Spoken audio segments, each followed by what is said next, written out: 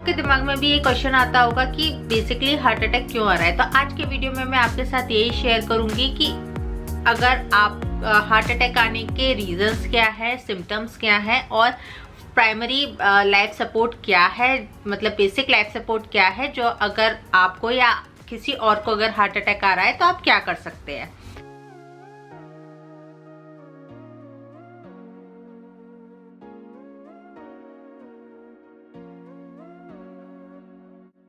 Hi guys, मैं हूं नमिता और आज मैं आपके साथ एक बहुत ही इंपॉर्टेंट टॉपिक पे बात करने वाली हूं। तो अभी आप रिसेंटली अगर न्यूज़ देखते हैं या सोशल मीडिया फॉलो करते हैं तो आप नोटिस कर रहे होंगे कि अभी बहुत सारे लोगों को हार्ट अटैक आ रहा है। उसमें से ज़्यादातर लोग वो हैं जो यंग एज में हैं और जो बहुत ही फिजिकली फिट रहते हैं। मतलब मोस्टली वो लोग होते हैं जो जिम जाते हैं, अच्छी डाइट लेते हैं। मतलब उन लोगों को भी आ रहा है जिनके कोई चांसेस नहीं होते थे कि उन लोगों को भी हार्ट अटैक आ सकता है।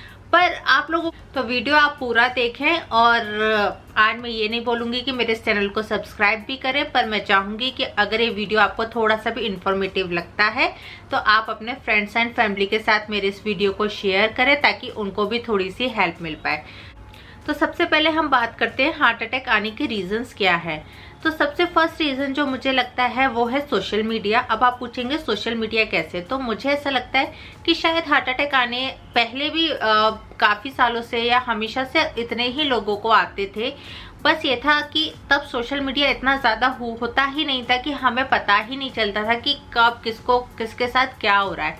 अब ऐसा होता है कि एक छोटी सी भी अगर कहीं कुछ घटना घटती है तो वो फट से उसका न्यूज़ और उसके वीडियोस पूरे सोशल मीडिया पे सर्कुलेट हो जाते हैं और हमें हर एक छोटी न्यूज़ पता चल रही होती है। तो एक रीज़न ये भी हो सकता है। और दूसरा रीज़न जो मुझे लगता है कि पोस्ट कोविड भी हो सकता है। कुछ फैक्टर्स हैं जो हार्ट अटैक की प्रॉब्लम को बढ़ा रहे हैं।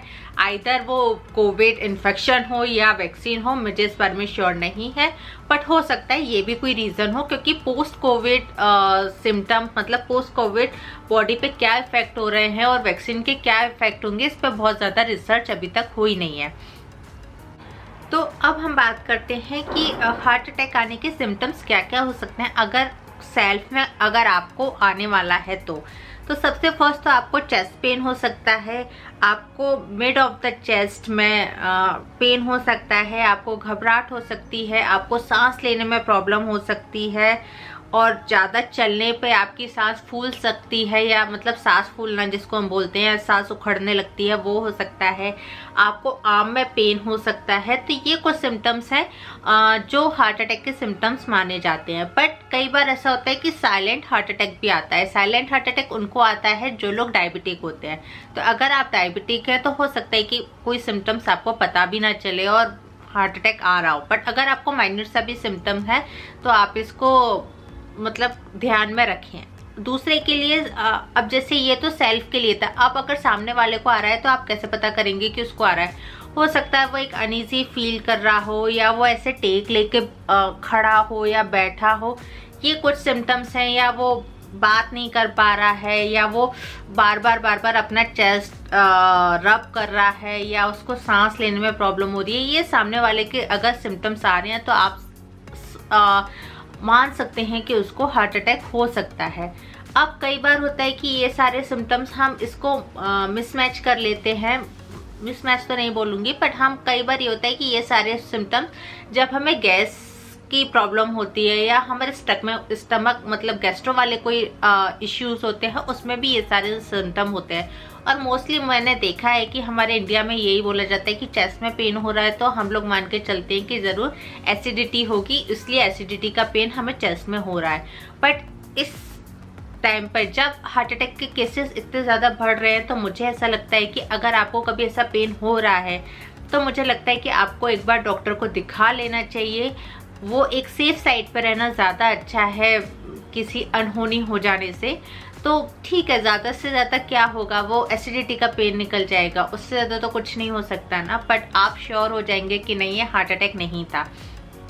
तो बेसिकली डॉक्टर को दिखाने के बाद वो यही होता है कि वह हो सकता है आपके कुछ टेस्ट करें, एक ECG रन करके देखें और वो आपको बता देंगे कि सब सही है या नहीं। तो ये सबसे फर्स्ट मुझे लगता है जो आपको करना चाहिए।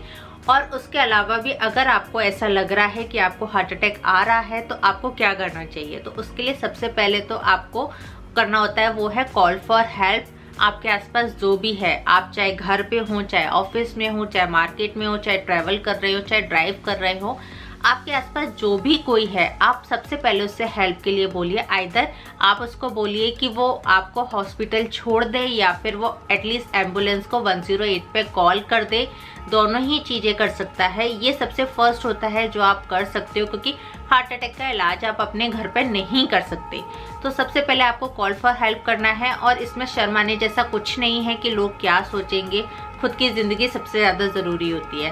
तो अगर आप घर पे हैं तो आप अपने फ्रेंड्स एंड फैमिली को बोल सकते हैं कि वो आपको हॉस्पिटल ले चले या फिर एम्बुलेंस को बुलवा ले, या आप ऐसी अननोन प्लेस पे हैं तो वहाँ आप आसपास वाले लोगों से कह सकते हैं, एटलीस्ट इतना तो कह ही सकते हैं कि वो एक एम्बुलेंस को फ़ोन करके आपके लिए एम्बुलेंस बुला ले, या फिर आपको आसपास कोई हॉस्पिटल है तो हॉस्पिटल छोड़ दें। सेकेंड थिंग होती है कि अगर आप मतलब आपको चेस्ट पेन हो रहा है और आपको समझ नहीं आ रहा, आप जाग रहे हैं, आप बेहोश नहीं हुए हैं, तो आपको लेफ्ट साइड करवट लेके आप लेट सकते हैं और जितना ज़्यादा आप रेस्ट कर सकते हैं उस टाइम पे वो करना होता है। बेसिकली आपको वॉक नहीं करना होता है, आपको वो कोई काम नहीं करना होता है जिसमें आपकी सांस फूले, या जैसे रनिंग हुआ, वॉकिंग हुआ, या आप कोई मेहनत भरा काम कर रहे हैं। आपको सब कुछ छोड़ के आप जितना ज़्यादा अपने आप को काम कर सकते हैं आप वो कीजिए, और आप जितना ज़्यादा रेस्ट कर सकते हैं वो कीजिए। पर अगेन ये सेकेंडरी है, फर्स्ट तो कॉल फॉर हेल्प ही है। ठीक है, ये सेल्फ के लिए। इसके अलावा कुछ एक मेडिसिन भी होती हैं जो आप ले सकते हैं। उसमें से एक होती है एस्प्रिन, जो हम डॉक्टर्स लोग सजेस्ट करते हैं कि अगर आपको ऐसा आ रहा है, वो बेसिकली आपके ब्लड को पतला करती है। और एक और मेडिसिन होती है, उसका नाम मैं यहाँ नीचे मेंशन कर दूंगी तो आप यहाँ से देख सकते हैं, मुझे अभी याद नहीं है क्या है, बट फिर भी मेडिसिन लेने से पहले मैं आपको एक सजेस्ट करूंगी कि आप अपने हेल्थ केयर, आपका जो भी है डॉक्टर है, उससे एक बार डिस्कस कर लें कोई भी मेडिसिन लेने से पहले। और आप पहले से उससे पूछ के रख सकते हैं कि क्या, जैसे कई बार कुछ ऐसे लोग होते हैं जिनको पता होता है कि वो बहुत ज़्यादा प्रॉन है हार्ट अटैक आने के लिए, चाहे वो मोटे लोग हों या फिर फैमिली हिस्ट्री हो, या आपको पहले एक आध बार आ चुका है।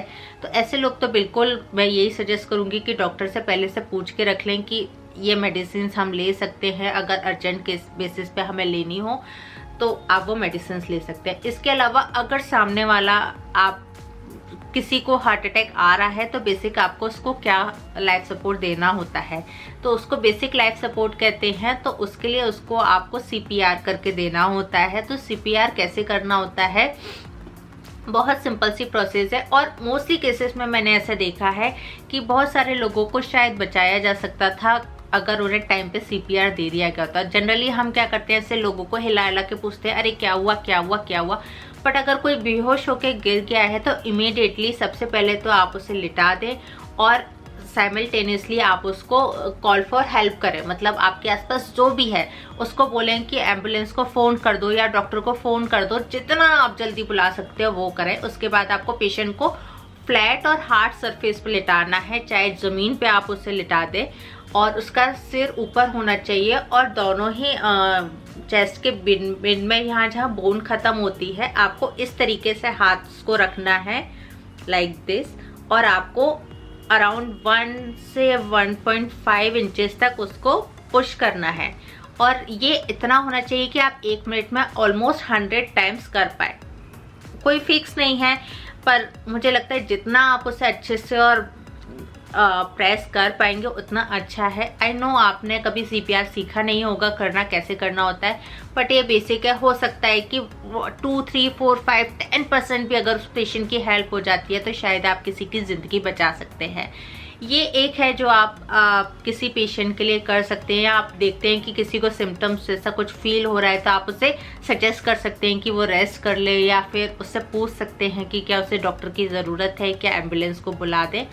ये आप बेसिक कर सकते हैं। इसके अलावा जो कुछ लोग मेरे वीडियो देख रहे हैं, मुझे ऐसा लगता है कि जितने भी मेडिकल स्टोर वाले होते हैं उनको बेसिक लाइफ सपोर्ट तो आना ही चाहिए, क्योंकि सबसे ज़्यादा हमारे पास यही होता है कि हमें हार्ट में हमें कोई भी पेन वेन कुछ भी होता है तो हम सबसे पहले मेडिकल स्टोर चले जाते हैं कि हमें ये मेडिसिन दे दो, या पेट में दर्द हो रहा है, चेस्ट में दर्द हो रहा है। तो अगर मेडिकल स्टोर वाले को थोड़े से भी सिम्टम्स समझ में आते हैं तो वो पेशेंट को सजेस्ट कर सकता है। और दूसरा, अगर आप किसी कॉलेज, स्कूल या ऐसी किसी सोसाइटी या कम्युनिटी को बिलोंग करते हैं जहाँ बहुत सारे लोग हैं आपके पास और आप लोगों को गैदर करके बेसिक लाइफ सपोर्ट सिखाना चाहते हैं, तो बहुत सारी डॉक्टर्स हैं और बहुत सारे हॉस्पिटल्स हैं जो free of cost basic life support सिखाते हैं।